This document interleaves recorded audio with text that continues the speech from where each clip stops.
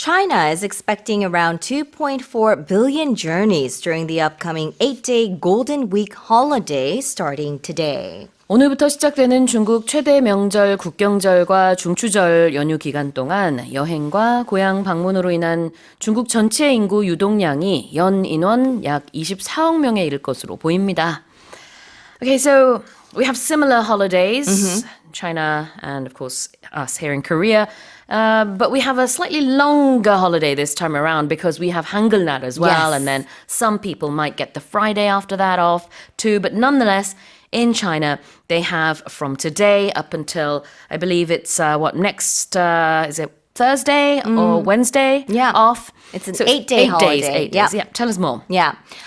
So they're expecting 2.4 billion journeys, and it's during the upcoming 8-day National Day and Mid-Autumn Festival holiday, and it's a 3.2% increase from last year, so more people are going to be traveling on the roads.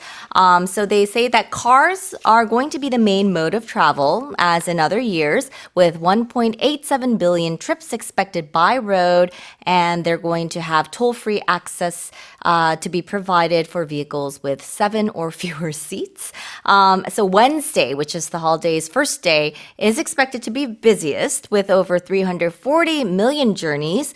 Domestic tourism is set to boost the economy with 10.2 million flights booked so far and strong demand for destinations within China, such as popular tourism spots like Hainan, Xinjiang, Tibet, and Inner Mongolia. Car rental bookings for multi-destination trips, they say, have risen 93%. With major cities like Beijing, Shanghai, Guangzhou seeing more visitors than even last year. So they're also adding that substantial increases in Chinese tourists traveling abroad they're seeing that trend as well, especially to countries like here, South Korea, as well as Russia and Southeast Asia, following new visa arrangements. So just to clarify, it is from today, the 1st of October, until next Wednesday, the 8th of October. That's the whole Golden Week holiday that China will be having. A lot of people will be traveling both domestically and internationally, and even within the country, because it's a long period. They'll probably be traveling multiple times. And so the total number of travels that we'll be seeing is roughly, I think you said 2.4 billion 2.4 journeys. billion. Yeah. 그래요. 연 인원 약 24억 명에 이를 것으로 보인다고 하는데요. 우리가 보통 연 인원이라고 하면은 그 일수까지 계산을 해가지고 총 이제 여행을 하는 인원수지만 이게 중복되는 부분이 분명히 있습니다. I mean, 보통 연 인원 하면 예를 들자면은 뭐 10명이 5일에 걸쳐서 일을 했으면은 이제 연 인원 50명 우리가 이렇게 말을 하는 것처럼 중국 내에서 이제 여행 여러 번 하시는 분들도 계실 것이고 뭐 국내 국외 여러 여행이 있을 텐데 그 인원 다 계산했을 때 일수에 맞게 계산을 했을 때 약 24억 명에 이르는 여행자가 있을 것으로 예상이 되고요. 또 한국으로 오는 여행객들도 많이 있을 것 같습니다. I think we already heard of a lot of Chinese tourists coming in because of the new visa arrangements. Yeah, exactly. Right. So all of this is expected, right? Right. When something is expected, it means that something is regarded as likely to happen. So it hasn't happened yet, but we are expecting it to happen. 그렇죠. 예상되는 게 있을 때 something is expected to happen 이렇게 예상을 하고 China is expecting something 그러면은 중국이 이렇게 예상하고 있습니다라는 뜻이 되겠죠. 자, 그런데 우리가 뭔가 기대를 할 때는 expect만 쓰는 거는 맞지 않고요. 너무 기대가 돼. 그럼 I'm really looking forward to it. That's the most common way of saying. 너무 기대된다. 예상된다라고 할 때 expect를 많이 쓰는 겁니다. I also want to add, so when you just say, oh, she's expecting, then that means that she is expecting a baby. She's pregnant. She's pregnant, exactly. So never just say, I'm expecting, unless you're pregnant.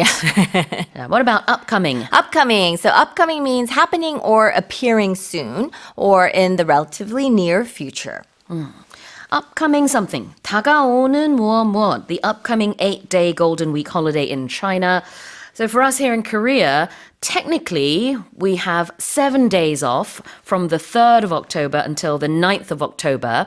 But then, of course, some people might get the Friday off as well. Yep. And then if you link that to the weekend after, then it's a total of 10 days. So the upcoming extended Chuseok holiday in Korea could be anywhere between 7 to 10 days. But in China, it starts today and it's 8 days. Yep. Upcoming. 자, 다가오는 뭐뭐뭐. 뭐든지 여기다 붙일 수 있어요. The upcoming event, the upcoming holiday, whatever. My upcoming birthday 이런 식으로 표현할 수도 있고요. Here it is again. China is expecting around 2.4 billion journeys during the upcoming 8-day Golden Week holiday starting today. Let's move on to the next headline. The New Zealand falcon, which goes by the Maori name karearea, has been crowned the winner of the country's annual Bird of the Year competition, taking 21% of the votes. 매년 뉴질랜드에서 집계하는 올해의 새 대회에서 마오리어로 카레아레아'로도 불리는 뉴질랜드 매가 21%의 득표율로 최종 선정됐습니다. Tell us more. I love that they have this kind of competition. Yeah. Bird of the Year.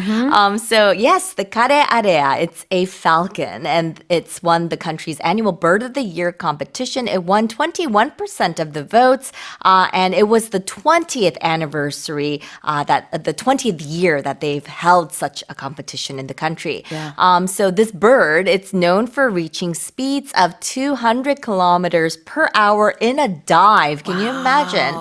And it's also endangered with only 5,000 to 8,000 of these birds remaining.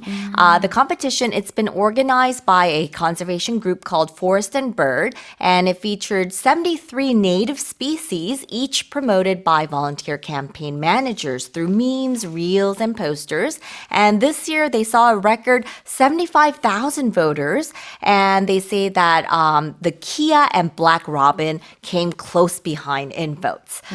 So the birds that were in the top 10 are predominantly threatened, and they highlighted the impact of habitat destruction, climate change, and introduced some of the predators that these birds face. And as part of its win, the karearea will feature in a new Maori language waiata, while other notable entrants included the kakapo, the takahe, and ruru. And the event continues to raise awareness of New Zealand's endangered bird species. Yeah, I was going to say the whole aim of this contest is obviously going to be to raise awareness. It's not like we're going to give the bird a medal or anything like that. Of course. But just so that people are more aware of the situation, that these birds are endangered, and we make sure the natural environment is more favorable towards them. And people know about these birds. Yeah, exactly.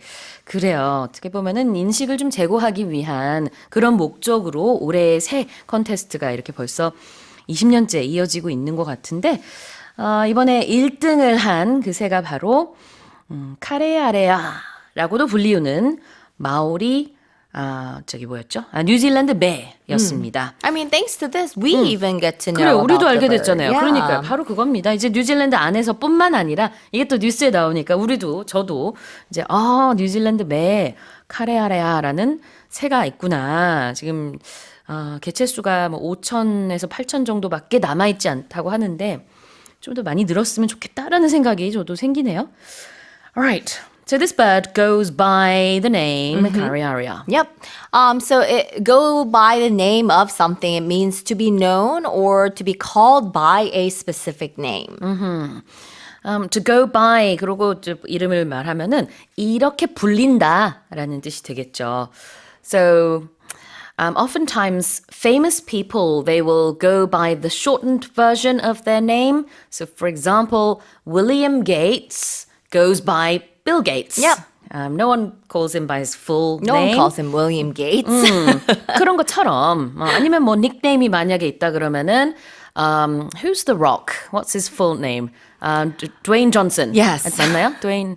네. Dwayne something Johnson, yeah. 그래요. 그래서 Dwayne Johnson, he goes by the nickname The Rock. Yeah. 이런 식으로 이렇게 불리운다.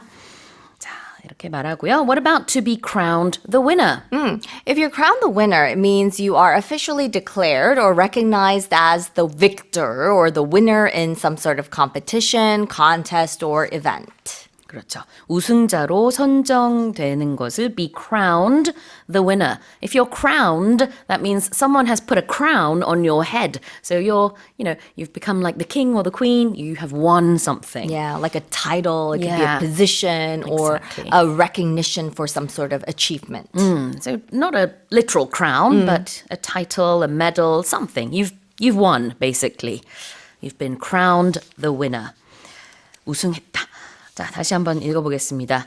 The New Zealand falcon, which goes by the Maori name, the karearea, has been crowned the winner of the country's annual Bird of the Year competition, taking 21% of the votes. Let's move on to the next headline. Polish adventure skier Andrzej Bargiel has made history by becoming the first person to climb up and ski down Mount Everest without the use of additional oxygen. 폴란드 산악인 안제이 바르기엘이 보조 산소 없이 에베레스트에 오른 후 정상에서 베이스 캠프까지 스키를 타고 내려오는 세계 최초 기록을 세웠습니다. Oh, tell us about this. Yeah, so this is an amazing feat. He is 37 years old and he succeeded this on his third attempt, having abandoned previous climbs in 2019 and 2022 due to dangerous conditions. So he spent nearly 16 hours in the death zone, that's above 8,000 meters, where oxygen levels are only a third of those at sea level, before skiing down through the Khumbu Icefall, which is one of Everest's most perilous sections, guided partly by a drone operated by his brother. Only around 200 people have climbed Everest without additional oxygen, and no one had previously completed a continuous ski descent at that altitude. So the achievement has been hailed as a milestone in ski mountaineering, with the Polish Prime Minister celebrating the feat on social media, and Bargiel previously became the first person to ski down K2 in Pakistan back in 2018. So this will be another one of his milestones or accolades that he can add onto his list. I mean, just climbing Mount Everest alone is an amazing feat. It's an amazing feat, but right? to do this without oxygen and then to ski down? down, oh wow. Let's have a look at to make history. To make history, so it means that you have accomplished something so important, so spectacular, or so new that it becomes a very significant and memorable event that's destined to be recorded in historical accounts and remembered for a long time. So people will remember him as the person who skied down Mount Everest without some sort of oxygen tank or oxygen mask. To make history, 역사에 남다, 어떤 대단한 기록을 세웠다가 될 수도 있고요. 뭐 기록이 꼭 아니더라도 어쨌든 이제 역사에 길이 남을 만한 일을 했다. To make history라고 할 수 있습니다. 여기서는 다 해당되겠네요. 기록도 세웠고 역사에도 당연히 남을 거고요. 아까 얘기했던 death zone이라는 게 이제 해발 8,000m부터가 산소의 양이 산소의 농도가 급격하게 떨어져서 It's hard to breathe. 그렇죠. 숨쉬기도 힘들고 뇌에도 영향을 미치고 You could die. 맞아요. 치명적일 수도 있는데 그런 데를 산소 없이 갔다는 게 추가적인 그런 산소 탱크라든가 이런 거 없이 갔다는 게 참 대단합니다.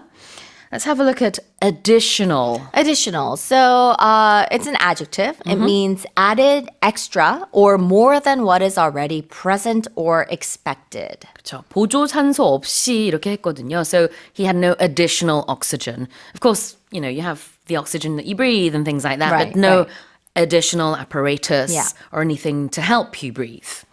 추가적인 것, additional. 다시 읽어보겠습니다. Polish adventure skier Andrzej Bargiel has made history by becoming the first person to climb up and ski down Mount Everest without the use of additional oxygen. Well, that's it for the headlines with Karen Choi.